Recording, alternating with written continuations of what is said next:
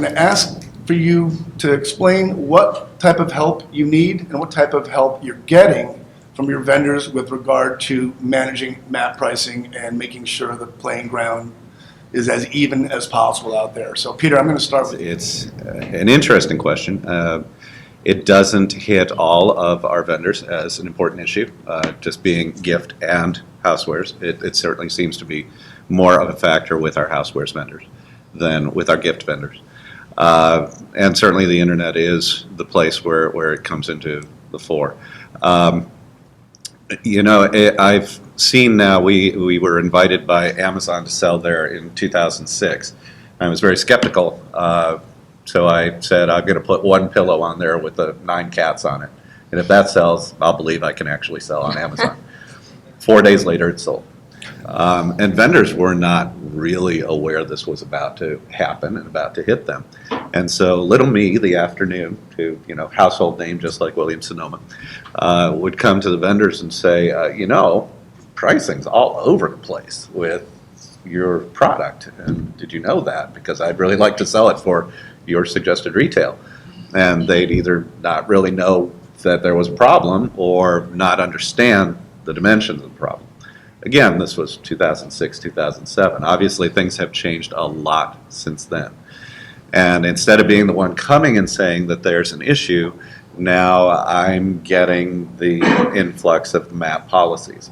And I don't hold a MAP policy against anyone. In fact, I encourage them. My problem is consistency. My problem is communication. And certainly reps can help us with that if they're even made aware of what's going to happen with MAP policy. But again, not naming any names, I don't need to name any names. It's very inconsistent across the industry. Its enforcement of it appears to me to be inconsistent across the industry. Implementation appears to be inconsistent across the industry. MAP pricing with inconsistencies, and I've seen inconsistencies everything from there are a few players who are allowed to sell on the internet and nobody else is, to, well, MAP's a little different for this person, a little different for that person, a little different for the other person. It's a very gray area.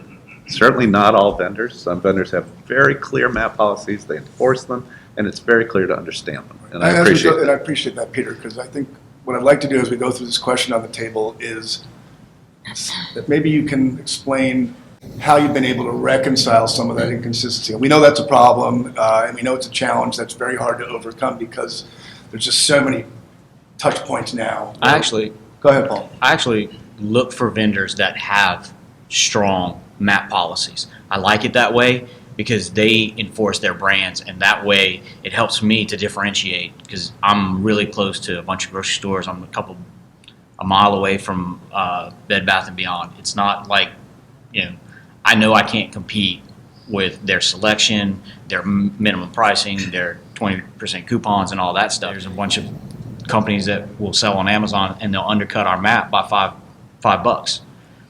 They're going to buy from that one every single time.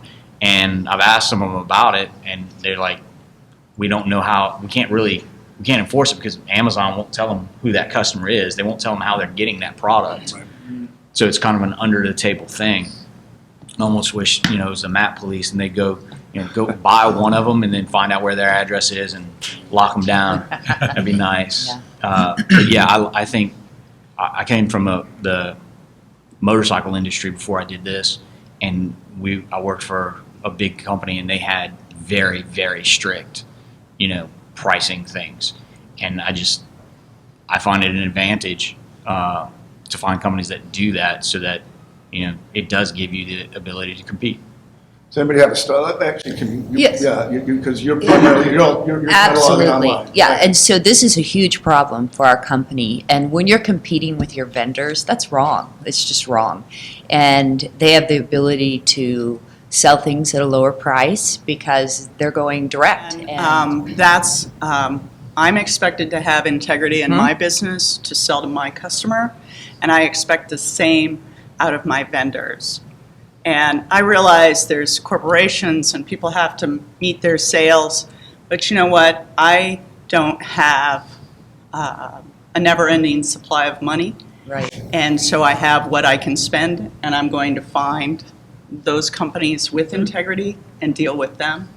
And if they don't want to do or follow a MAP price, well, then I'm going to go spend my money somewhere else. Right. It is Yeah. not very hard just to go spend your money somewhere else. And maybe your customer will go to the majors and find that one deal. But it still goes back to supporting your community, and we're in for the long haul. And then we'll see if we can deal with the customer, and explain to them the importance of supporting a locally owned business and keeping them in your community, paying taxes and charity and so forth and so on. Sarah, what's your experience Well, on I this issue? definitely agree with Peter with the consistency, and I know that we can't police everybody, but nicer to be able to say, yes, we can offer it to you at this price. Right. For us in Alaska, being a little bit different than everyone else and incurring all of the shipping costs, for us to actually choose to be at MAP is a pretty big decision, and because we don't get the same price as everyone else. We start, accruing that freight right away, and when we choose to be at MAP, we do appreciate when everyone is sticking to that MAP, because we are at the same price, or we will price match someone who is fair.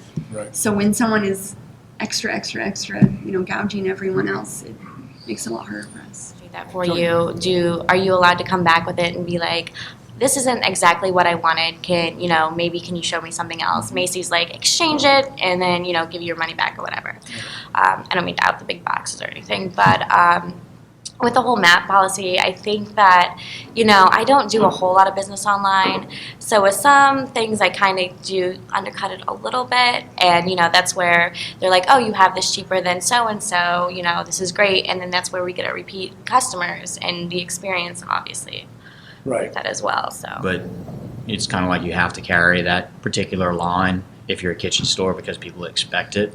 And we do carry it. I'm cautious with which items we actually bring in. Yeah, and you have to direct the business to the goods that are to your advantage in that situation, even though you have to carry a certain Yeah. brand or a certain Yeah. product. yeah, with kitchen and like being gourmet, you do have to have some products to have, be included They're kind of as the a cost kitchen of entry store. in the business. yeah, Exactly. yeah, yeah. So, you do bite your tongue with some things, but, Has anybody dropped vendors over this? Well, I think in the end, still, what's most important is how am I going to please my customer.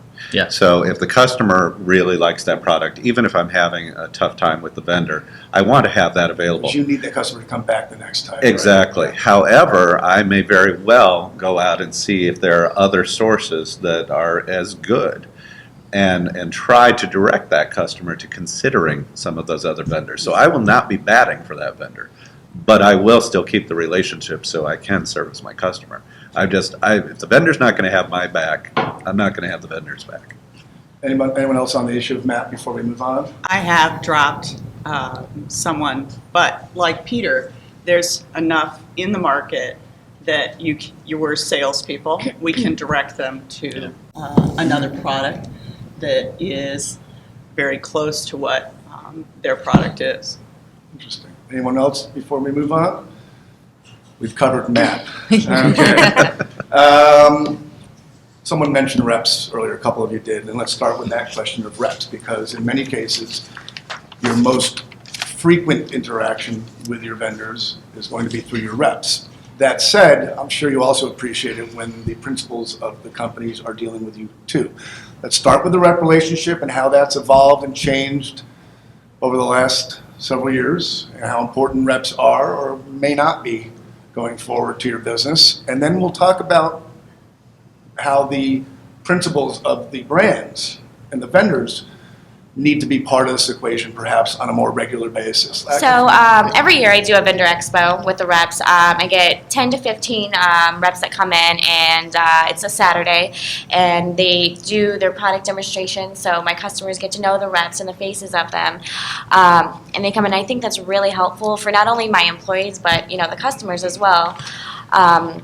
And I think if they did that more often, and I get repeat reps who do that, so I know my 10 favorite reps, obviously. And If I need help, then they do that. And like one of the great things that I've had, because I'm honest with them, I don't like if I will tell them, I'm like, I don't like that. I'm never going to buy it, straight up. And they appreciate that just as much as anything else. And I've had reps come into me, I'm like, hey, I'm thinking about this one. They're like, don't do that. Don't do that. Don't get that one. Get the other one. And that's a good thing. And it's for me, it's a business relationship. You have to give and take. It's not, yes, they are there to serve you, but you have to be respectful and mindful of them also. Like, she made it hard for me to do business with her, and I can't. Very nice person. I don't have anything against her, but I just can't do it. I'm like, and I got another rep. I just got a new rep with one of the groups here, and she understands it. And like, I can't answer my phone all the time, so she'll send me an email. Hey, this special is coming. Hey, this is blah blah blah, and it's quick, it's concise. I can look at it and go yes or no.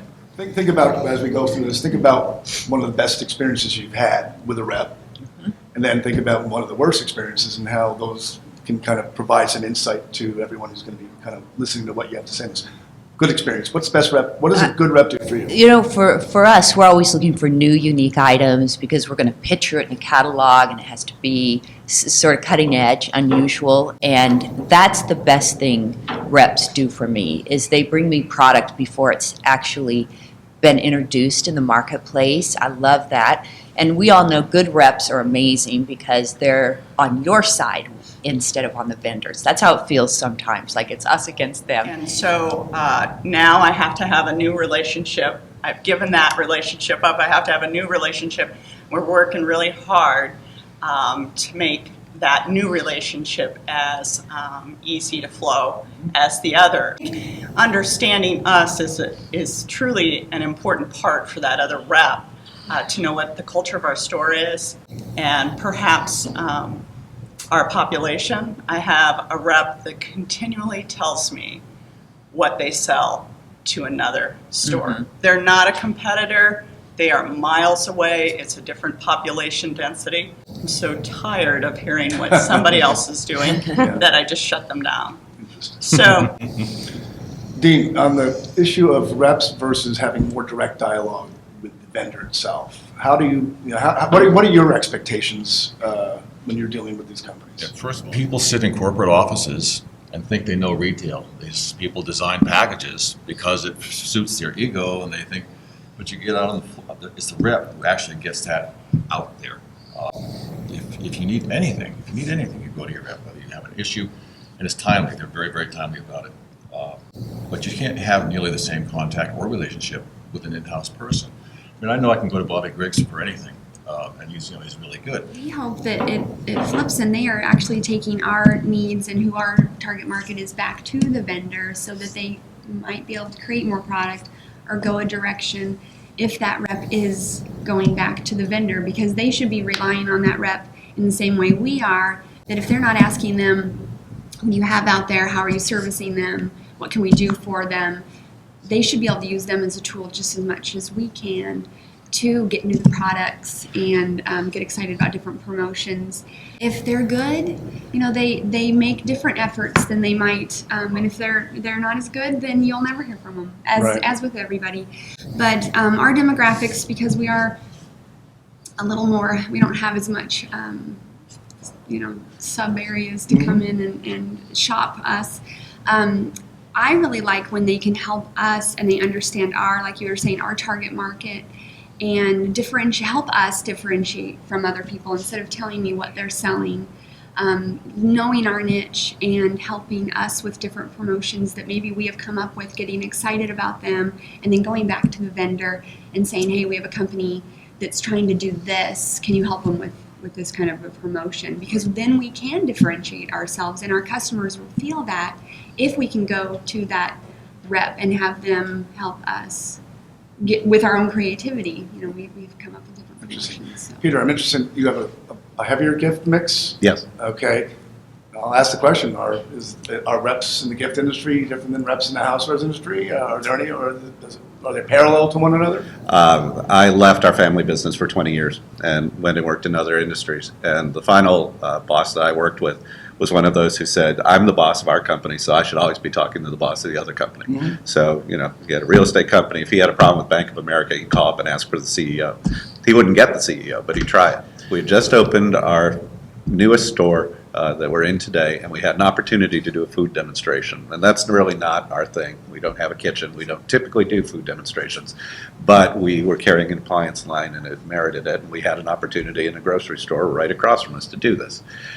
Unfortunately, our regional rep, the rep for that line, could not make it that day. And it's a wonderful rep. Nothing against that rep. The other rep for the line, another rep who services our territory for other lines, but not this one, made the trip down from a neighboring state to conduct that demonstration for us, having cleared it, made sure it wasn't going to step on any toes, but just said that you guys need the help, and came down, knowing any sales that came from that would not flow through to him.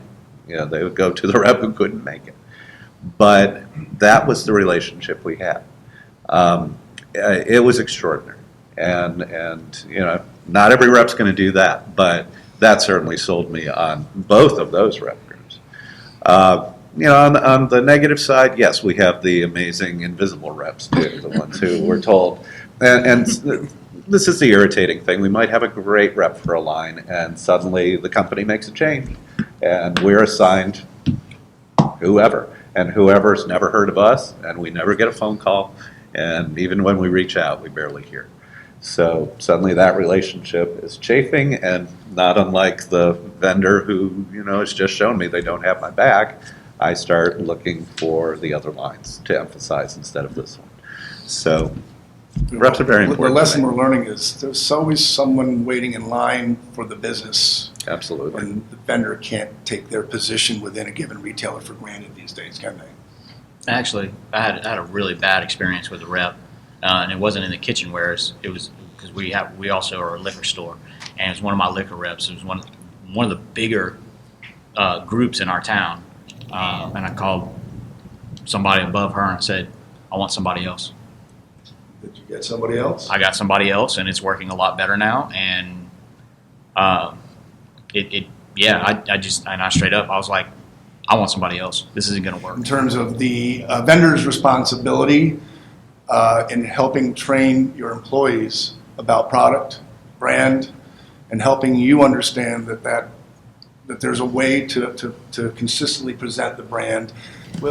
We've had people come in and do a staff meeting for us. They come in early on a Saturday morning before we open and get people together and maybe spend an hour going over 4 different lines or something.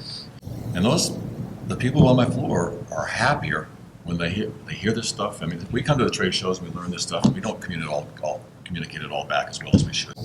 So they're getting it directly from the rep, and they get on the floor and sell more confidently, and then they begin to like the product better and have a lot more to do with it. We've done Skype meetings with people. If the rep can't get in there right away. Try me pieces is a big deal. There's a cookware company that just gave every single one of my staff. I was gonna bring up. Are you getting more incentives to get the product into many people's hands that have to sell the product? Are vendors consistent with that opportunity right now? They're not consistent with it, but if you ask, you usually get, and you should get. I don't think all the vendors, the sales reps get it. I don't think all the vendors understand, even when the sales reps go to them and say, let's put a piece in every single person's hand, and they're going to sell it. You're going to make more money.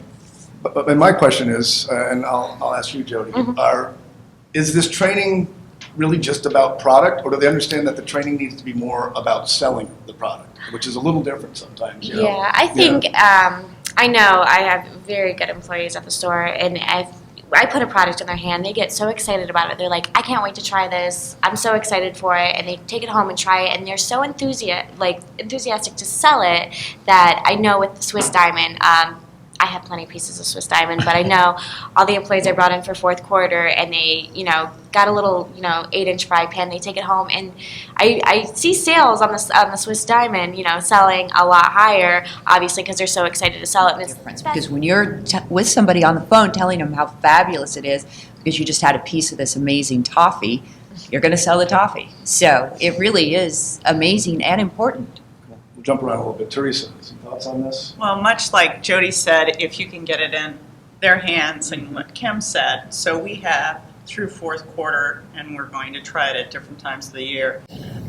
Staffs oftentimes are very competitive. They love that interaction. So for 2 vendors this year, we asked if you could sell 5% above what you did last year through fourth quarter. There would be a prize highlighted, something that they could select for a certain dollar amount out of the vendor's catalog. Teresa had mentioned about, samples or whatever. I basically, like, if there's a company that they won't send me a sample for me to put my hands on it, I'm already done. If they don't believe in their product enough to send me one to prove that they're great, I'm done. Has that happened? I mean, have people not refused so much, but been Yeah. reluctant to send you that? Oh, absolutely. There's companies out there that they will not send you a sample unless you're already a customer. Okay. And I mean, one of the best stories ever, when I was fixing to open up, I went and meet a sales rep actually in the next town over from us at his house. And he grabbed a USA pan and said, "Here, take it home. Try it. You're going to love it." I was like, "Really? Okay, I can just have this?" So he gave it to me, and I went home. Sure enough, I shredded cheese on it, and my wife's like, "You're going to destroy that pan." And it slipped right off and went, "We're carrying this." It's my wife's favorite thing now. I think she likes the pan more than me. Yeah. Trying to push, a high-end I think range. coming back into that, the rep understanding our target customer, and usually they do get pretty excited about what we can offer the customer.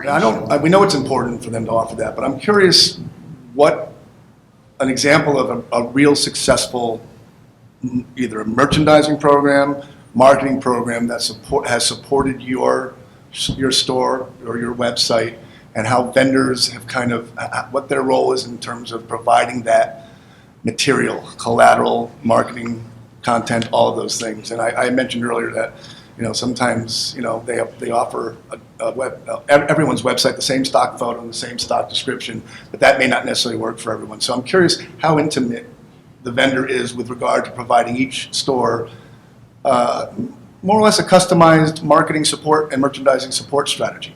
Jody? I don't really have like a huge success story with that right now, unfortunately. I haven't seen, banners on their websites, a store locator really, and I know, with other things, I have seen that with some, but not a whole lot. I don't know, maybe, they're selling in big box stores, or, we brought that product in, and it's not the thing with our website right now. We did bring in another POS system in, and it's not coinciding with our website. Okay. So it's kind of our biggest downfall right now with that. And unfortunately, I know some companies do merchandising, incentives like have the best, display of this month or this quarter and, when X, Y, and Z. So, but with that, I just don't see a whole lot of, any, merchandising offering products or anything like that. So, Paul, if you share that sentiment, what's your recommendation? The only ones that I really use the company's merchandising on, for the most part, is our cutlery. Okay. And, I have some nice cases, and the companies give them to you. Although I got one from one company, and the way that it came in just wasn't it didn't come with magnets. They wanted this little clip-in thing for the knife, and I was like, that's not going to work. So I called up my buddies at the restaurant supply place, because they can actually get the magnets cheaper than me. So I went and bought some magnets from them, put the magnets in, and that's how I have it in my case now. And the manufacturer they actually saw that I did that, and they were like, okay, whatever. But other than that, a lot of the merchandising, I do it differently, because you go into a big box store and, there's an entire wall of OXO. Then there's an entire wall of, another brand. And then there's another wall of another brand. So you only see that one brand. And what we've chosen to do is, I have probably 7 spatulas. They're all next to each other. Different brands, but they're the ones that work. They're the ones we like. They're the ones that sell well. But they're all, I have all the spatulas in one place, no matter what the brand is. So we don't really do so much with brands. And I haven't had there are some things, the stacking programs and things like that. Sometimes when we do have people that don't understand, it's nice that we have the cases next to each other, and I can say, okay, hold this one. Oh, this one feels better. That's the knife for you. It doesn't matter which one I think is best. It's what the customer thinks is best. But yeah, we don't merchandise like the big stores for sure. We'll get to everyone on this question for a second. And I want, in light of what Paul just said, I want you to think of the role of highlighting brand within your store. Obviously, some brands warrant that more than others, but and that's you may not want to have big signage and big brand signage necessarily, but before we So that one pan right now has 4 different recipes, and that's not 4 different desserts. That's an entree, an appetizer, and a dessert in that pan. And so that helps the customer, it helps the salespeople, and then you can personalize that if you'd like to on the way out the door as a recipe card. I think it's very difficult when we're all in very different markets and Yes. what our look is for, I think it's very difficult for a vendor, but if they can support maybe something we've shot or something we're using with dollars, that is very helpful. So we have an ad twice a year that goes in a magazine. Christmas thing, we've actually won lots of merchandise for our, they have a contest on the East Coast and I guess on the West Coast. And So we've won lots of merchandise. We won too. Yeah, good for you, good for you. there's a whole That success story on a vendor advertising for us and it working was wonderful. I thought that was a great promotion that they did, and we were very pleased. We were happy that it worked. Peter. I just have to echo Roosetail's amazing Yes. photos. I point out a gift vendor, although they also do household items, Umbra. That's, to me, a great example of a great back and forth with the company in response to my having asked. So this is all available to me, point of purchase, merchandising ideas, photos, and when there's a photo that I think I need that's not there, I contact them and let them know. More often than not, they'll go down to the studio and shoot it and make it available. Now, it'll be available to anyone who sells Umbra, but it'll come to me first. And it really helped us. 3 years ago, we were their Small Business Retailer of the Year for the U.S. Oh, that's terrific. And, I credit them for giving us the tools to get there. We're going to wrap up soon because I want to leave some time for some questions from our guests and our sponsors. I'm going to ask we're going to go around the table one more time, and I'm going to ask everyone to kind of assess the general state of vendor store relations and what could be done specifically better to help that. Even if things are pretty good, how can that be improved? But one quick question, who around the table is heavily involved in social media? Just a couple of you? Okay. I don't want to turn this into a social media discussion, but are the vendors working with you to enhance your social media strategy? Are they aware when you're on a social media platform? Are they retweeting? Are you kind of sharing and all that right now? Some of them get it, and some of them just don't. Like some of them just don't understand. I guess it comes down to the company philosophy or who's in the companies and all that. Some of them just absolutely do not get it. For me, though, Shun does. Kitchen IQ, one of the sponsors today, they've reposted some of the things that I've put up with their products. So anyone else have a story about how to really coordinate social media strategy? No? Need more help with it? You need to talk to my 32-year-old store manager who handles that for me. To be honest, Peter, that feels to me like those old days of asking for my photographs for the website. Yeah. On the other hand, what I point out is I'm now working with a third-party website that's very good for our kind of store that allows me to post something on Instagram and immediately make it available through that Instagram photo as something to buy in my store on their site. So, it's becoming more and more relevant for me. Sure. So to the extent vendors can help me coordinate campaigns, I'm entirely open to it. But I hear from nobody. Let's go stay with you, Peter. Quickly around the table, the state of relations between vendors and retailers in your business right now. It's still overall good. And I think in some part that's because of the strategy of moving away from the vendors from whom it was not good towards those with whom it's stronger. And that's just what we've chosen to do. I still look for, I understand it is a two-way street and that we need to reach out to our reps and our vendors for the things we need and not just expect they're going to instantly know what we need and come to us proactively. I'm just thrilled when they do. So I can only say that two-way communication benefits everyone. But I come back to, and I just can't say this enough, vendors, I am not your competitor. I don't want to be your competitor. I'm your extended sales force. I'm your friend. I'm your buddy. I am here to move that product and to create relationships within my community that you can't create. And as you're looking at your strategy moving forward, I know you need to do what's best for you and you need to move units, but we're still here. That's what our business is. And I am going to delight the people on the other end in my community with your product. Trust me to do that and don't make it harder for me. Thank you. Sarah?